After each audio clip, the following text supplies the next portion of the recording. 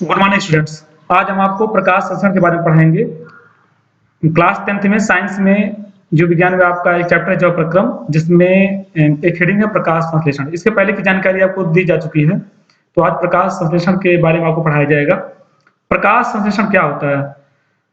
प्रकाश संश्लेषण वह क्रिया है जिसमें क्या करते हैं कि पौधे जो होते हैं अपना भोजन बनाते हैं, सूर्य के प्रकाश की उपस्थिति में अपना भोजन बनाते हैं। लेकिन कैसे बना लेते हैं, इसके बारे में हमको जानना है।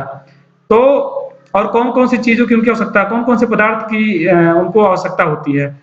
तो सबसे पहले हम जानेंगे कि पौधे ही क्यों भोजन बनाते हैं प्रकाश की उपस्थिति में, दूसरे जीव क्यों नहीं बना सकते हैं। क्योंकि पौधों में जो होता है, पौधों के जो हरे भाग होते हैं, जैसे कि पत्तियां, और छोटे पौधों में तो उनके तने भी हरे होते हैं। उसमें क्या होता है कि उनके पत्तियों में क्लोरोफिल नामक एक वर्णक होता है, पिगमेंट होता है, जिसकी सहायता से वो सूर्य के प्रकाश को खींच पाते हैं, शोषित कर पाते हैं, जिसके द्वारा उनमें एक ऊर्जा रिलीज होती है और वो चीज गर्म हो जाती है। और साथ ही कुछ वो वायुमंडल से कार्बन डाइऑक्साइड और भूमि से जल लेते हैं, जिसका उनमें क्या होता है, रिएक्ट होता है, अपक्रिया होती है, जिसके फलस्वरूप कार्बोहाइड्रेट, जल और ऑक्सीजन का निर्माण हो जाता है। तो इसका परिभाषा हम किस रूप में दे सकते हैं कि यहाँ लिखा भी हमने है, प्रकाश संश्लेषण वह क्रिया है जिसमें पौधे के हरे भाग सौर ऊर्जा को ग्रहण कर वायु से ली गई कार्बन डाइऑक्साइड तथा मृदा से शोषित जल H2O द्वारा कार्बोहाइड्रेट का निर्माण करते हैं, और उसके फलस्वरूप जो ऑक्सीजन बनती है उसको वायुमंडल में मुक्त करते हैं।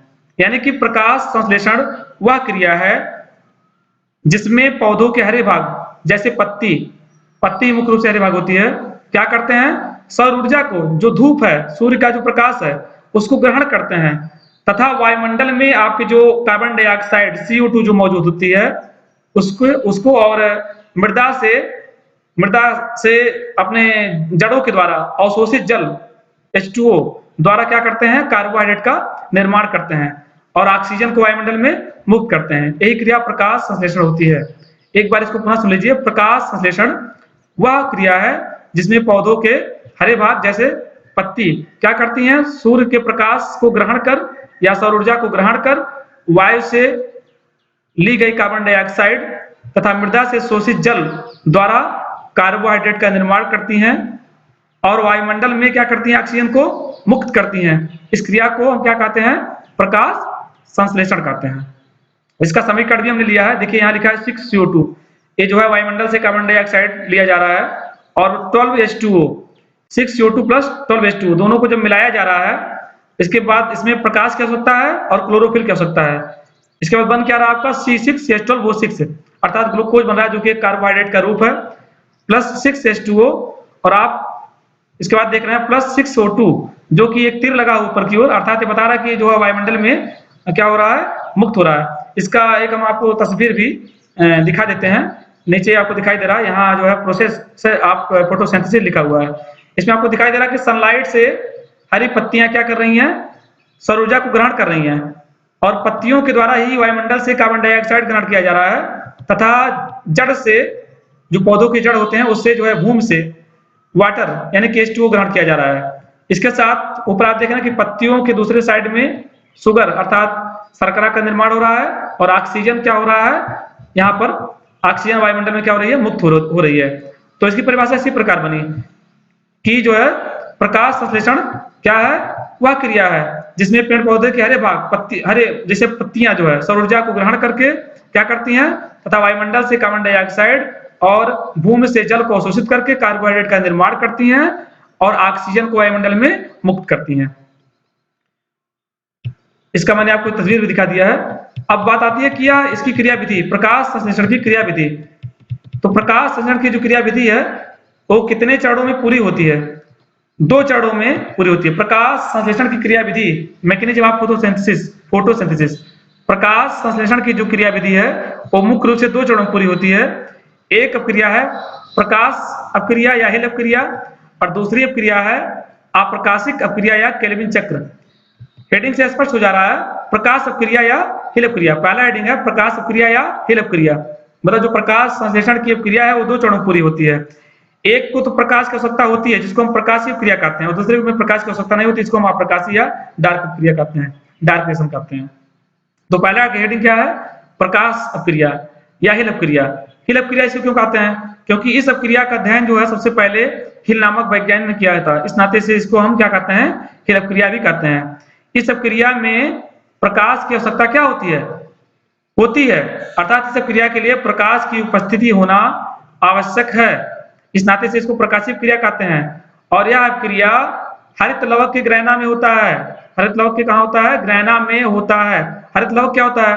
पौधों की जो पादप मतलब पादप कोशिकाएं जो हैं उसमें जो है उसके कोशिकांगों में हरित लवक होता है, जो कि जंतु कोशिकाओं में नहीं होता है। हरित लवक उनकी कोशिकाओं में हरित लवक होता है, और हरित लवक की मैं तस्वीर आपको दिखा दे रहा हूँ। यहाँ देखिए हरित लवक का तस्वीर है, ये पादप कोशिकाओं में होता है, जिसके अणु जो है सूर्य के प्रकाश को ग्रहण कर पाते हैं। तो जो प्रकाशिक अपक्रिया है, प्रकाशिक अपक्रिया जो होती है हरित लवक के ग्रहणा में होता है। ग्रहणा क्या होता है? हरित लवक में आप देख रहे हैं कि सिक्कों के समान एक दूसरे के ऊपर एक इतना जैसी रचना लगी हुई है, जिसको हम क्या कहते हैं? ग्रहणा कहते हैं। यहाँ आपको गोला बनाया गया है और गोले में आपको दिखा दे रहे हैं, ये सिक्के के समान एक दूसरे के ऊपर क्या होते हैं? एक संरचना होती है, जिसको हम प्रत्येक सिक्के को थैलेकाइड कहते हैं, और जो पूरा समूह है उसको हम ग्रहणम कहते हैं। तो यह हरित लवक में होता है, इसी में ही प्रकाशीय क्रिया क्या होती है? संपन्न होती है। और इसमें होता क्या है? इस अपक्रिया में क्या होता है? जल का ऑक्सीकरण होता है। इस अपक्रिया में जल का ऑक्सीकरण होता है तथा स्वतंत्र हुई हाइड्रोजन और हाइड्रोजन ग्राहक, जिसको हम NADP बोलते हैं, द्वारा ग्रहण की जाती है तथा ATP का निर्माण होता है। अर्थात इस अपक्रिया में जो जल है उसका क्या होता है? ऑक्सीकरण होता है, जिसके फलस्वरूप स्वतंत्र हुई हाइड्रोजन तथा हाइड्रोजन ग्राहक क्या होता है? NADP निकोटिनामाइड एडिनोसिन डाइफॉस्फेट द्वारा ग्रहण की जाती है तथा ATP का क्या होता है? निर्माण होता है। हमने यहाँ लिखा भी है, यहाँ में लिखा भी है कि जो है इसमें ऊर्जा ATP पदार्थों में संचित हो जाती है। तो इसको हम आप प्रकाशिक क्रिया कहते हैं। एक बार इसको हम फिर से आपको बता दे रहे हैं कि हेलिक क्रिया या प्रकाशिक क्रिया क्या है। इसके लिए प्रकाश की आवश्यकता होती है और यह हरित लवक के ग्रहणा में होता है। इस क्रिया में क्या बनता है? NADP .2H प्लस ATP बनता है, जो कि एक ऊर्जा वाहक की तरह कार्य करते हैं। और दूसरा जो क्रिया है वो है अप्रकाशिक अपक्रिया या केल्विन चक्र। इसको हम ब्लैकमैन अपक्रिया भी कहते हैं, क्योंकि इस अपक्रिया का भी अध्ययन विधिवत अध्ययन जो है ब्लैकमैन नामक वैज्ञानिक ने किया था। इस अपक्रिया में अप्रकाशिक अपक्रिया, इसका हेडिंग से स्पष्ट पता चल जा रहा है कि इसमें जो है सूर्य के प्रकाश की उपस्थिति होना अनिवार्य नहीं है, अर्थात इस अपक्रिया के लिए प्रकाश की आवश्यकता नहीं होती है। इस नाते से इसको जो है ब्लैक में डार्क रिएक्शन या अप्रकाशिक अपक्रिया भी कहते हैं। इस अपक्रिया में क्या होता है? CO2 के अपचयन से कार्बोहाइड्रेट बनता है। और आगे इसके बाद हम पढ़ाएंगे आपको, ये प्रकाश संश्लेषण की परिभाषा और क्रियाविधि समाप्त हो गई। इसके बाद आपको बताया जाएगा प्रकाश संश्लेषण का महत्व, फोटोसिंथेसिस का महत्व, सिग्निफिकेंस ऑफ फोटोसिंथेसिस। क्या महत्व प्रकाश संश्लेषण का? आप सभी जानते हैं कि प्रकाश संश्लेषण में क्या होता है कि भोजन का निर्माण होता है, और भोजन का उपयोग प्रत्यक्ष या अप्रत्यक्ष रूप से हम लोग किसके द्वारा करते हैं? पौधों के, कहीं न कहीं हम लोग जो पौधों पर ही निर्भर हैं। तो इसका पहला महत्व कि भोजन एवं अन्य पदार्थ का निर्माण होता है, जिसका उपयोग सभी जीवधारी करते हैं। अर्थात प्रकाश संश्लेषण का जो पहला महत्व है वो भोजन व अन्य पदार्थों का निर्माण होना है, जिसका उपयोग पौधे ही नहीं बल्कि अन्य सारे जंतु क्या करते हैं? क्योंकि सारे जो जंतु प्रत्यक्ष या परोक्ष रूप से पौधे पर ही निर्भर हैं। दूसरा, वायुमंडल का शुद्धिकरण। आप सभी जानते हैं कि प्रकाश संश्लेषण में क्या सी गैस मुक्त होती है? ऑक्सीजन गैस मुक्त होती है, और ऑक्सीजन जो है प्राणवायु कही जाती है। सभी जीवधारियों के जीवित रहने के लिए ऑक्सीजन क्या है? आवश्यक होती है। इस प्रकार वायुमंडल का भी क्या होता है? शुद्धिकरण होता है। इसके बाद अगला है प्रकाश संश्लेषण को प्रभावित करने वाले कारक, फैक्टर्स इफेक्टिंग फोटोसिंथेसिस। तो क्या क्या चीजें जो प्रकाश संश्लेषण को प्रभावित करता है? सूर्य का प्रकाश, सबसे पहले सूर्य का प्रकाश। सूर्य के प्रकाश संश्लेषण को सबसे अधिक प्रभावित करता है, क्योंकि बहुत अधिक या कम प्रकाश में जो है प्रकाश संश्लेषण की क्रिया क्या होती है? प्रभावित होती है। रंगों का भी प्रभाव पड़ता है। लाल रंग में जो है प्रकाश संश्लेषण जो है अच्छे उचित ढंग से हो पाती है, जबकि हरे रंग में प्रकाश संश्लेषण बहुत कम या एकदम ना के बराबर होती है।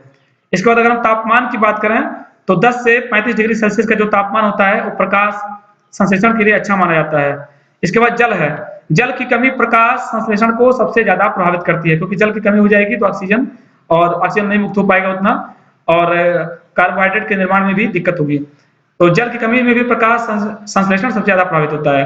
खनिज लवण प्रकाश संश्लेषण की क्रियाविधि को जो तेज करते हैं वो आयरन और मैग्नीशियम है, यानी कि इनके लिए खनिज लवण भी क्या है, आवश्यक है। इसके अलावा पत्ती की जो संरचना है वो प्रकाश संश्लेषण को प्रभावित करती है, क्योंकि पत्ती की जो फलक अगर ज्यादा रहेगी, पत्ती की आकृति अगर बड़ी रहेगी, थोड़ी पत्ती की संरचना थोड़ी बड़ी रहेगी, तो प्रकाश संश्लेषण जो है ज्यादा ढंग से या अच्छी तरह से हो पाएगा।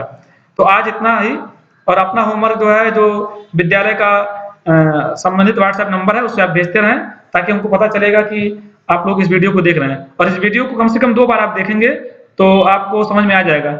अगर कोई बात ना समझ में आई हो तो उसको भी आप विद्यालय के संबंधित व्हाट्सएप पे आप भेजिएगा, आपको रिपीट किया जाएगा।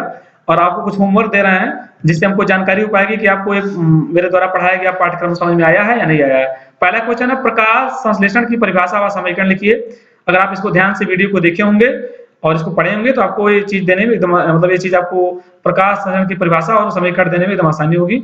और दूसरा प्रश्न है, प्रकाश संश्लेषण क्यों आवश्यक है, कारण बताइए, क्यों जरूरी है, अगर ना हो तो क्या होगा। और तीसरा क्वेश्चन है, बहुत छोटा है, अप्रकाशिक क्रिया हरितलव के किस भाग में होती है। बस आज के लिए इतना ही, धन्यवाद।